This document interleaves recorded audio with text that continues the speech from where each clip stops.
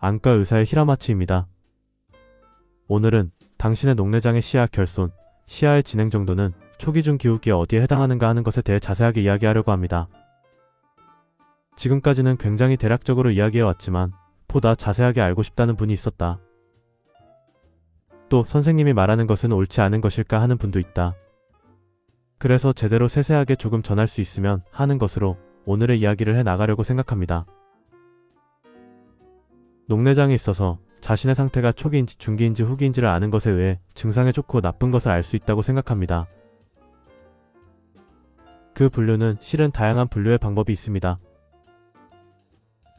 오늘 소개하는 것이 앤더선 분류라고 합니다만 그 분류 방법은 초기 중 기울기로 나누는 방법이 됩니다. 기본적으로 페리시 앤더슨 비저얼 필드 스테이징 시스템이라고도 하며 기본적으로 햄프리 필드 분석기의 전용 질병 분류가 됩니다. 그래서 옥토파스라든지 다른 사람이라고 일단 다르게 되어 있지만 같은 느낌이라고 생각해 주시면 좋다고 생각합니다.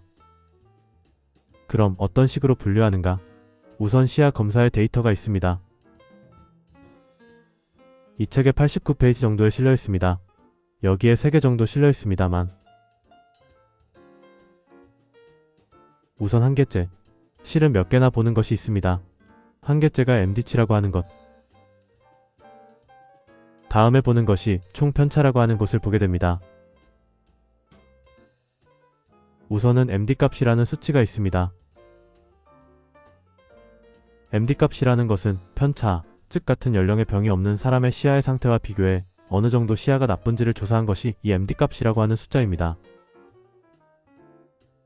기본적으로는 이 MD값만으로 나는 시야의 분류를 이야기를 해버리고 있습니다. 구체적으로 말하면 0이 정상이고 -1에서 -6이 될 때마다 나빠진다. 0에서 -6을 초기, -6에서 -12를 중기, -12에서 -30을 후기라는 표현으로 나는 간단하게 말하고 있습니다. 이것 굉장히 심플판으로 정확하지 않습니다. 이 표현은 뭔가 이상하다고 생각하지 않습니까? 보통 0에서 30이라고 하면 0에서 10, 10에서 20, 20에서 30으로 구분해야 한다고 생각하기 쉽지요. 그렇지만 조금 전도의 -6과 -12로 자르고 있다고 하는 것이 조금 특징적이기 때문에 후기가 조금 범위가 커집니다. 정확히 말하면 이것은 올바른 방법이 아닙니다. 우선은 초기에는 MD값이 -6 이하라고 할까? -6보다 위, 즉 -5나 -4나 -3라든지 아니면 안된다.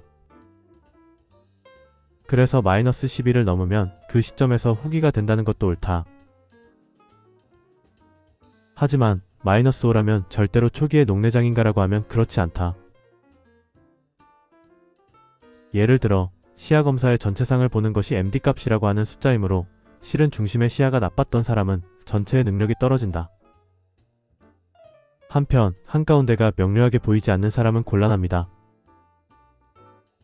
그 때문에 중심이 보이지 않는 것에 의해 보통의 초기의 사람보다는 중기나 후기와 조금 오버로 판단해 좋을 것이 아닐까 된다. 중심 오도의 감도라고 말해 어느 정도 보이고 있는가 하는 것을 실은 세세하게 수치화하고 있습니다. 예를 들어 앞에 설명을 시야에서 말하면 여기에 숫자가 많이 쓰여 있습니다. 이것이 하나하나의 점이 어느 정도의 파워를 가지고 있는가 하는 것을 보입니다. 20 후반이라면 문제 없다고 판단한다. 그러나 이것이 15 미만, 즉 15보다 낮은 것이 있으면 그 시점에서 중기라는 판단이 된다. 또 하나가 0에서 20이나 30이라는 숫자가 나오는데 0의 점이 1점, 즉 전혀 보이지 않는 점이 중심에 있다.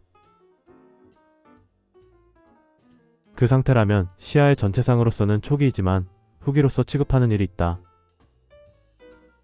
힘들고 까다롭다고 생각하므로 한 번 더 설명합니다. 전체상만으로 봐 MD값과 숫자가 있어 -6까지가 초기, -6부터 -12가 중기, -12 이후가 후기로 나눕니다. 그러나 중심 시야가 조금 부족한 분에는 좋지만 상당히 부족한 분에는 후기라고 판단한다는 것입니다. 그것이 0의 곳이 있다든가 그러한 것이 지표로서 있습니다. 그러니까 MD값이라는 지표 이외에 중심이 어느 정도 보이고 있는가 하는 것이 중요합니다.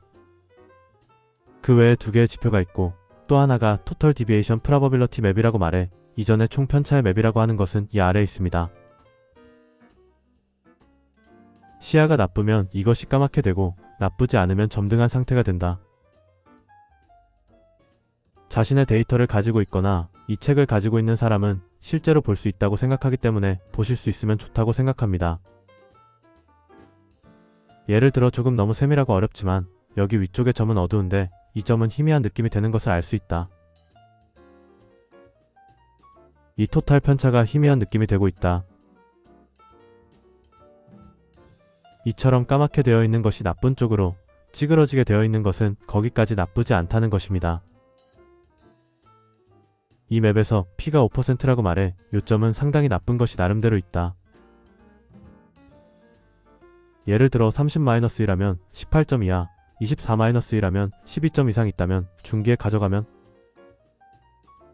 30-1이라면 38점 이상, 24-1이라면 27점 이상을 나쁜 점이 있다면 후기로 하고 이것은 5%라고 말해 새까맣지 않은 분입니다.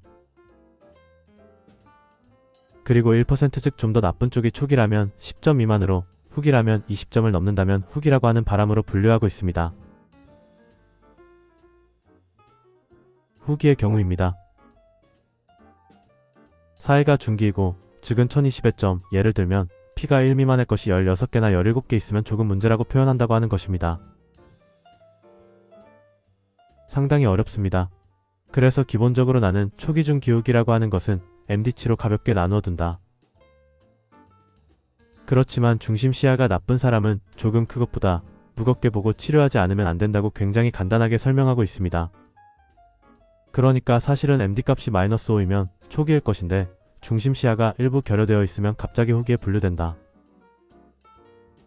하지만 편의상 전체로서는 보이기 때문에 초기화 취급하지만 후기와 같이 제대로 치료한다는 표현을 취하고 있다. 어느 쪽이 좋을까 하면 어렵다.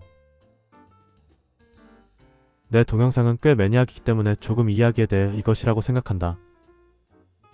그러나 내 동영상을 처음 본 사람이나 보통 책을 읽은 사람이 어느 시기인지를 판단하기는 어렵다. 총 편차를 보고 P가 1의 녀석이 얼마나 되는지, 5가 얼마나 되는지, 몇 점 있는지를 세는 것은 어렵다. 혹시 중심 시야의 5도 이내의 수치가 얼마나 되어 있는지를 볼 수 없다고 생각한다. 굉장히 힘들다고 생각하기 때문에 무엇을 위해 초기와 중기와 후기로 나누고 있는가 하면 하나는 존재를 조사하기 위해, 또 하나가 진행을 멈추기 위해 치료로서 어디까지 밟을 것인가라는 이야기 때문. 그래서 전체의 기호를 알고 그 중에서도 밟아 치료를 해야 한다는 것조차 잡아두면 대략 알면 된다. 전문의 의사라면 제대로 알아두는 것이 좋다고 생각한다. 하지만 여러분은 환자이므로 환자가 거기까지 해둘 필요는 없는 것일까라고 하는 것이 나의 지금까지의 생각이었다. 그러나 일단 알고 싶다고 하는 분도 있고 또 내가 말하는 것은 올바르지 않다고 비판하는 사람도 있고 그 의견에 납득하기도 했다. 그래서 조금 세세하게 표현하고 있다는 것이 됩니다. 그리고 이것도 하나의 기준입니다. 실은 초기와 중기와 후기라고 하는 분류의 방법은 굉장히 일반론으로서 이렇다고 말하고 있습니다만 실은 그 나누는 방법도 몇 가지 있습니다. 그래서 이것 이외의 방법도 있다는 것은 알고 싶다고 생각합니다. 제가 표현하고 있는 것은 일반적이라고는 생각합니다. 그것과는 다른 사고방식의 의사가 있었다고 해도 그것은 이상한 일이 아니다. 그러니까 어떤 의사가 초기라고 하고 다른 의사가 후기라고 하는 패턴이 있는데 그것도 전혀 있을 수 있습니다. 왜냐하면 그 의사에 의해 초기 중 기후기라는 나누는 방법이 조금 달라지기 때문입니다. 그 나누는 방법은 무엇을 위해 하고 있는가 하는 것을 알고 싶습니다.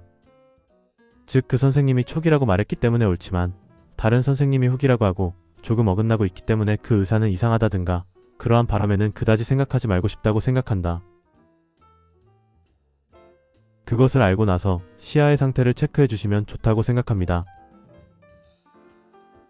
오늘의 이야기를 듣고 알 수 있다고 생각하지만 이 이야기로 시야의 데이터를 보는 것은 상당히 귀찮다는 것을 알 수 있군요.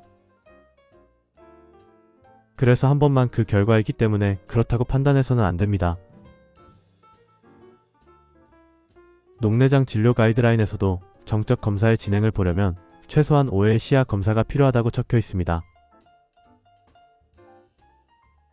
그러니까 5회 이내 검사로 진행도에 대해서는 일단은 환자에게 전달하지만 일단 전하고 있는 것만으로 정확성이 있는 것은 아니다. 별로 신뢰하지 마세요.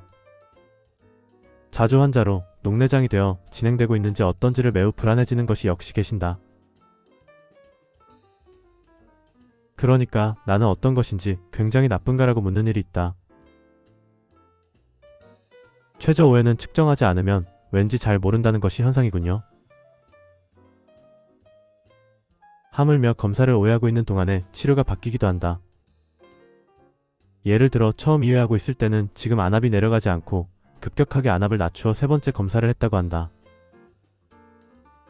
그렇게 하면 그 3회째 2회분 역시 검사를 하지 않으면 시야를 모른다고 하게 되어버린다. 어려운 곳입니다. 그래서 어디까지나 이러한 시야를 체크하는 방법이 있다. 초기 중 기울기라고 하는 것은 -6까지가 초기, -12까지가 중기, -12 이후가 후기라고 하는 것은 매우 간편한 말투로 정확하게는 그렇지 않은 곳도 있다. 구체적으로 말하면 후기였던 사람이 초기라고 판정되는 것이나 중기의 사람이 초기라고 판정되는 것은 별로 없다고 생각해주세요. 그러니까 당신이 생각하는 조금 엄격한 판정이 되는 것은 있다는 느낌입니다. 즉 초기의 사람으로 -6보다 작지만 중심 시야가 부족하거나 패턴이 조금 나쁘면 중기나 후기로 나누어지는 일도 있다는 것을 알 수 있으면 좋다. 어디까지나 오늘의 이야기는 세세하게 설명했다. 저도 다양한 데이터를 보고 있어 거기까지 자세한 것은 없다고 어폐가 있지만 역시 시야의 연구 전문인이 역시 있습니다. 그래서 그런 사람에 비하면 나는 아직이므로 어디까지나 일반론으로서 여러분에게 전하고 있다고 생각해 주셨으면 합니다. 이런 느낌으로 좀처럼 접할 수 없는 조금 매니악한 이야기라든가 그러한 이야기도 전해갑니다. 시야의 분류라고 하는 것은 역시 알고 싶은 사람도 있다고 생각하기 때문에 오늘은 하나 전했습니다. 그렇기 때문에 저는 초기이지만 얼마나 진행도인지 왜 그렇게 하는지 너무 강하게 말하지 마십시오. 그리고 유튜브를 보고 이런 식으로 말했기 때문에 주치의에게 전해 그 선생님이 곤란해 버리고 있다고 하는 일도 있는 것 같습니다. 유튜브 보았기 때문에 이것이라고 말하면 당신의 주치의는 좋은 신경이 쓰이지 않기 때문에 그것은 그다지 말하지 않는 것이 좋다고 생각합니다. 이런 느낌으로 여러가지 업로드해 나가므로 앞으로도 잘 부탁드립니다.